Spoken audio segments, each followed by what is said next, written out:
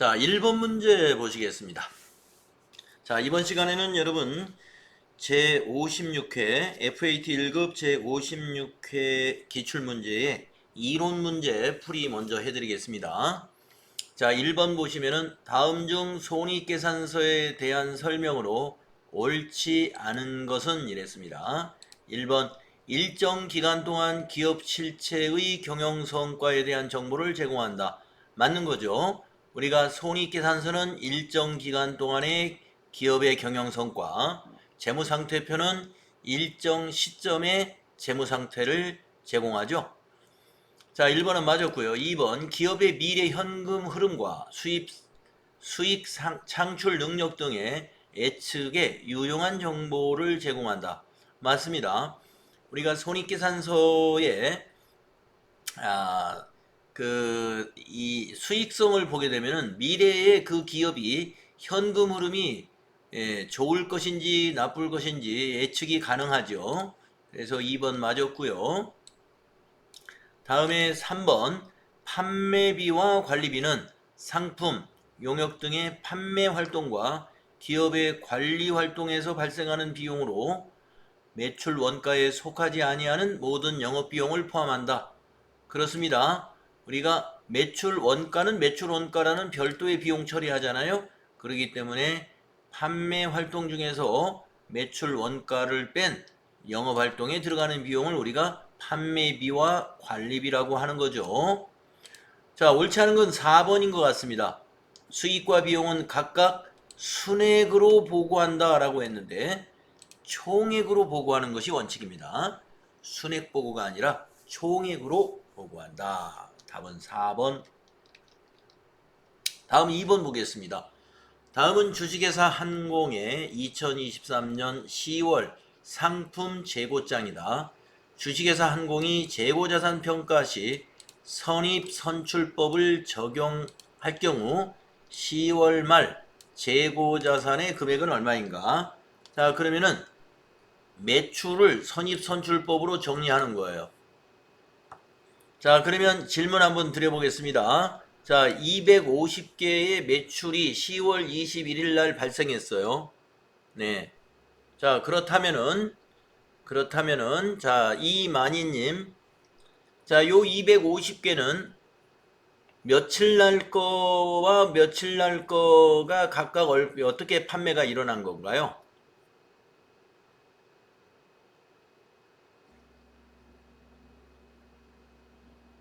이만희님, 저기 마이크 좀 켜주시고요.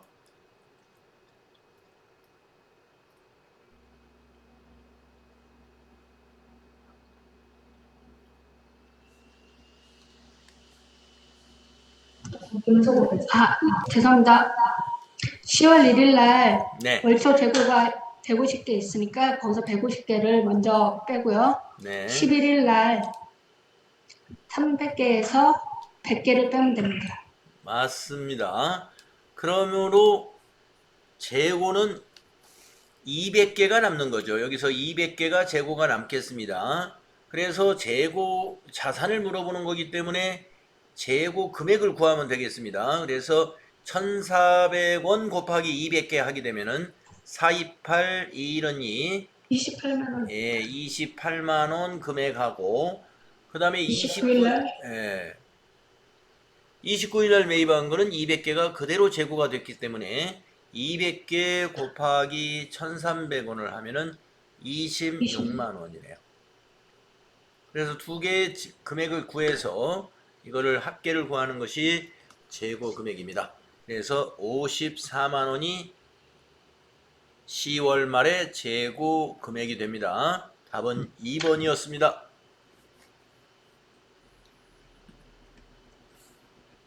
다음은 3번 문제 보도록 하겠습니다. 다음 중 단기 매매증권에 대한 설명으로 옳지 않은 것은 이랬습니다. 1번 단기 매매증권은 단기 매매차익 실현을 목적으로 취득하며 시장성 유무와는 무관하다. 이거 틀렸네요. 옳지 않습니다. 왜냐면은 단기 매매증권으로 분류를 하려면은요, 단기 매매 차익을 목적으로 해야 되고, 또 하나는 시장성이 있어야 됩니다. 시장성이 없는 유가증권은 단기 매매증권으로 분류해서는 안 됩니다. 자, 여러분, 시장성이 있다는 말은 뭐냐면은 시장이 항상 열려 있다 이런 얘기예요. 자, 주식으로 예를 들면 가령 삼성전자 주식이다. 그러면 여러분 시장성이 있어요, 없어요? 있는 거죠. 삼성전자 주식을 만약에 여러분이 보유하고 있다면 오늘이라도 여러분이 삼성전자 주식을 시장에 팔 수가 있어요. 그게 이제 시장성이 있는 것입니다.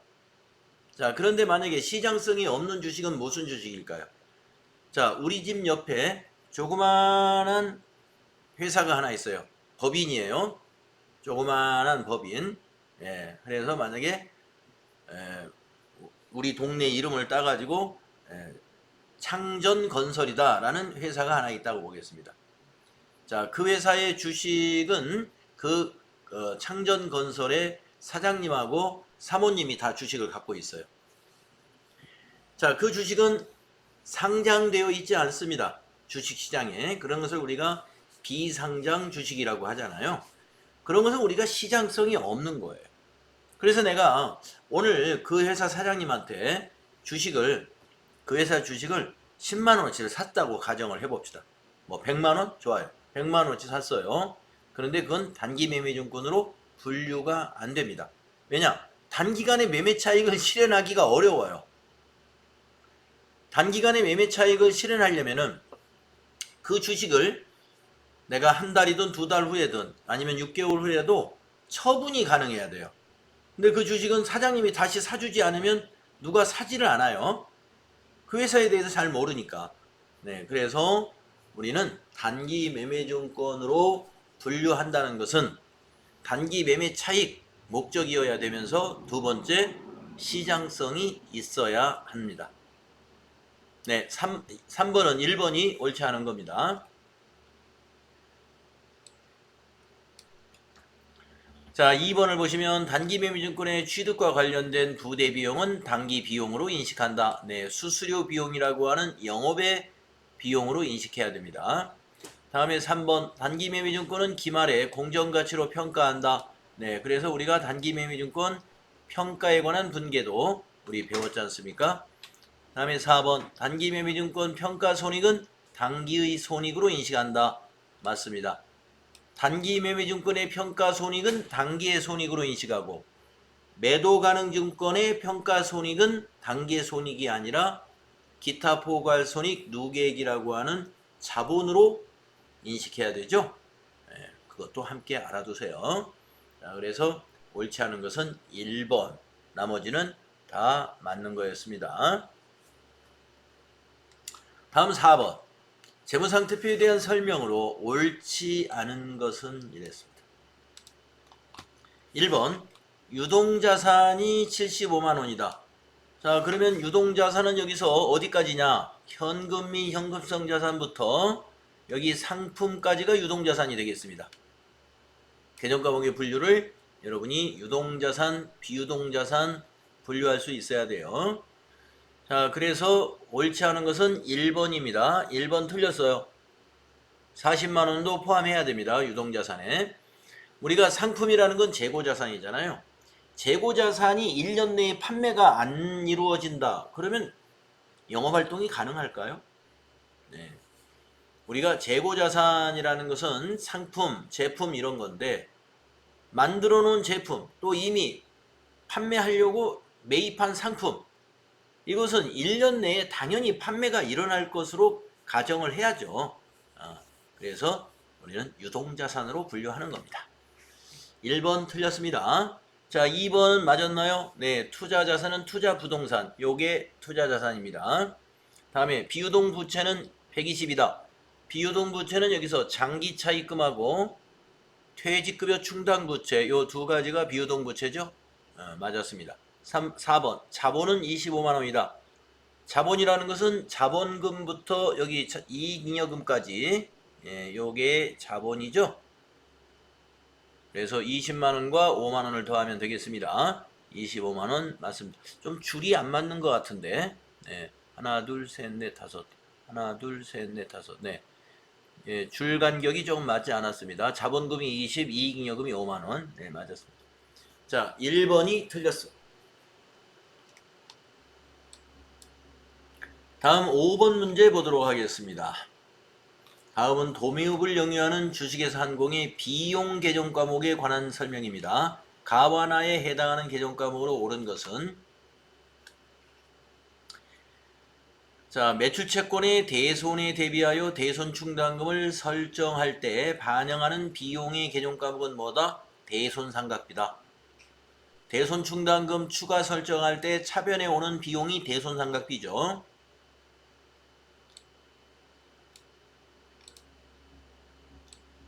다음 단기 대여금의 대손에 대비하여 대손 충당금을 설정할 때 반영하는 비용의 계정 과목은 기타의 대손 삼각비다. 영업의 비용. 네. 그래서 우리가 대손 충당금을 설정할 때 매출 채권에 대한 대손 충당금을 설정할 때는 차변이 대손 삼각비, 대변이 대손 충당금. 대여금 같은 거에 대손 충당금을 설정할 때는 차변이 기타의 대손 삼각비, 대변이 대손 충당금.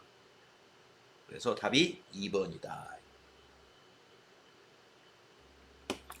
대손 삼각비는 판매관리비이고 요거는 그 다음에 기타의 대손 삼각비는 900번 때 영업의 비용으로 분류되는 거죠. 다음 6번으로 가보겠습니다. 다음은 주식회사 한공의 기계장치 관련 자료입니다.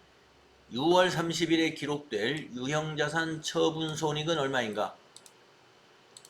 자, 유형자산 처분 손익을 구하려면은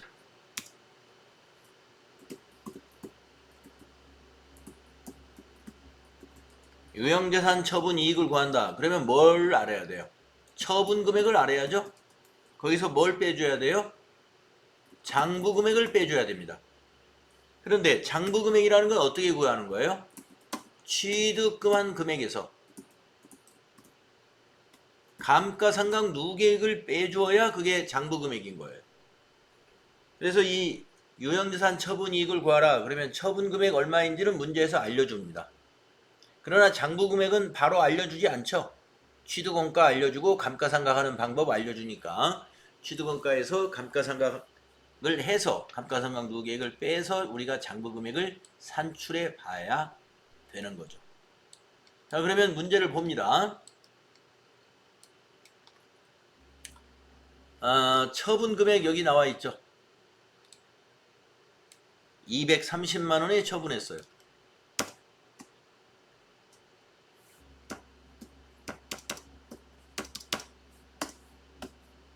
자, 장부 금액을 우리가 구해야 되는데 취득원가는 여기 나와 있습니다. 500만 원.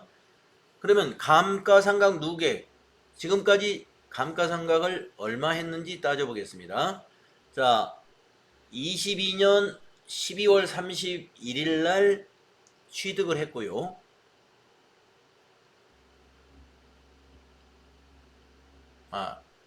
취득했다는 말은 아니군요. 언제 취득했는지는 뭐 알 수가 없고 아무튼 취득원가는 500인데 22년 작년 말일까지 감가상각한 누계액은 200입니다. 200만원. 그리고 23년 6월 30일에 6개월 지났네요.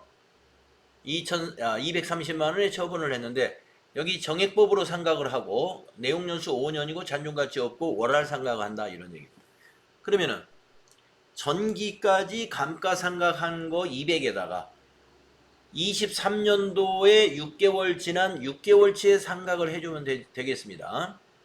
네. 그러면 500만원을 내용연수 5년으로 나누면 1년에 100만원이죠. 1년에 100만원. 맞습니까? 그러면 6개월치는 얼마예요? 50만원이죠. 그러면 감가상각 누계액은 전기 말에 감가상각 누계액 200만원에다가 플러스 50만원 해서 250이 되는 겁니다. 그래서 정리하면은 장부 금액이 취득원가 500에서 빼기 250만원 감가상각 누계액이 이제 250이 됐어요. 그러면 이제 계산이 나오는 거죠. 그러면 20만원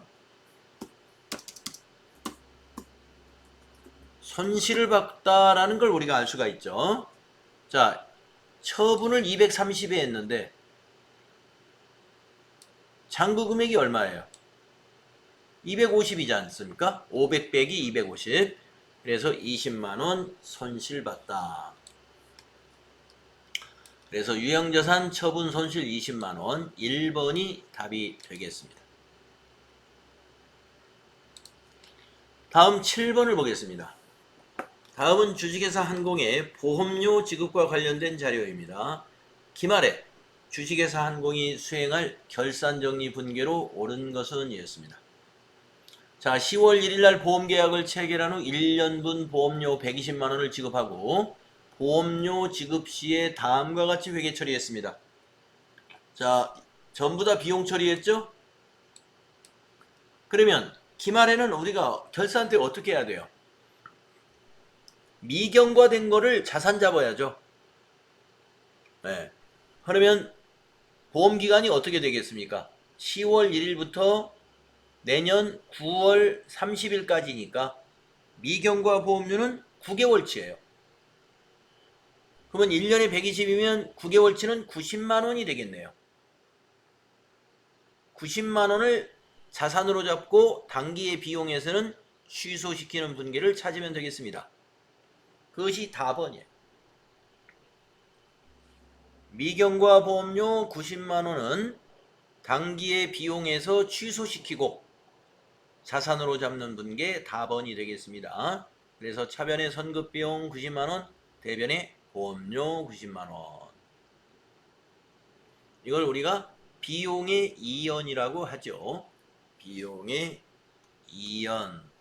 이거 잘 알아두십시오. 답이 3번입니다.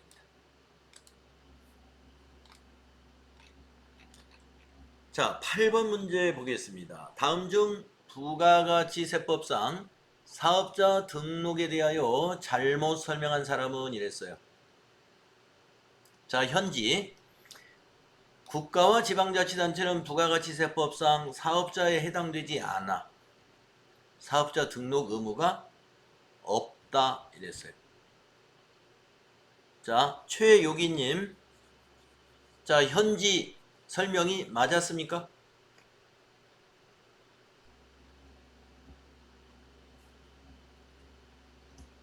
아니요, 틀렸어요. 아, 틀렸죠. 국가나 지방자치단체도 과세재화나 과세 용역을 공급할 수가 있기 때문에 사업자 등록 의무가 있습니다. 그래서 잘못 설명한 사람 현지예요. 답이 1번 되겠습니다. 자, 그러면 나머지 사람 맞았는지 보겠습니다.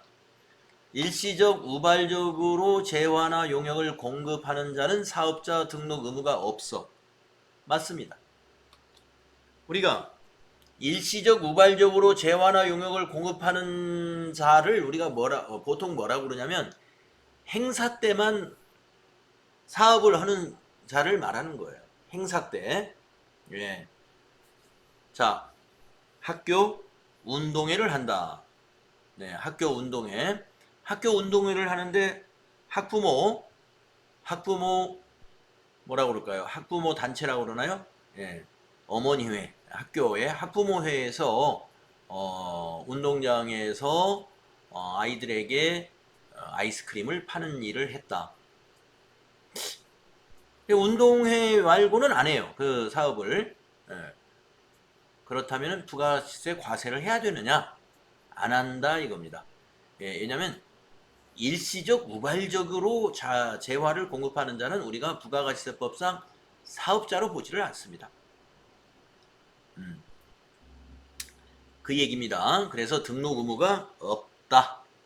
맞고요. 그 다음 효정이 사업자의 사망으로 상속이 개시된 경우에는 폐업으로 보지 않고 사업자 등록의 정정사유로 보는 거야.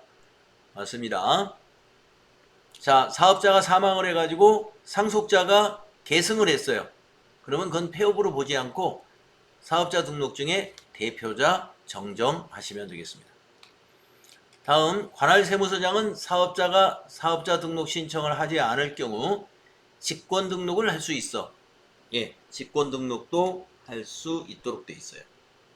자, 1번 현지가 틀렸다는 거 알고 계시면 되겠습니다. 자, 다음 문제 9번 보겠습니다. 다음 중 부가가치세 공급 시기로 옳지 않은 것은 현금 판매는 인도되는 때, 맞죠? 외상 판매 아닙니다. 그래서 옳지 않은 것은 2번이네요. 자, 그러면은 김이준님, 자, 외상 판매의 공급 시기는 언제로 우리가 봐야 될까요? 대화가 인도되는 예, 이것도 맞습니다. 재화가 인도되는 때로 봐야 되기 때문에 2번이 틀린 거예요. 그 다음에 3번 장기할부 판매는 대가의 각 부분을 받기로 한 때, 요거 맞습니다. 그 다음에 4번 내국 물품의 국외 반출, 수출을 말하는 거기 때문에 수출 재화의 선적일이나 기적일 맞는 것입니다. 자, 마지막 문제입니다. 다음 자료를 토대로 도매업을 영위하고 있는 주식회사 한공에 공제받을 수 있는 매입세액을 계산하면 얼마인가? 세금계산서는 적법하게 수령했습니다. 자, 첫 번째, 상품 운반용 트럭 구입 관련 매입세액은 공제 가능하죠? 본사 건물의 자본적 지출 관련 매입세액도 공제 가능한 매입세액이죠. 거래처 접대와 관련된 매입세액은 공제 못 받죠. 그래서 900만 원이 답이 되는 것입니다.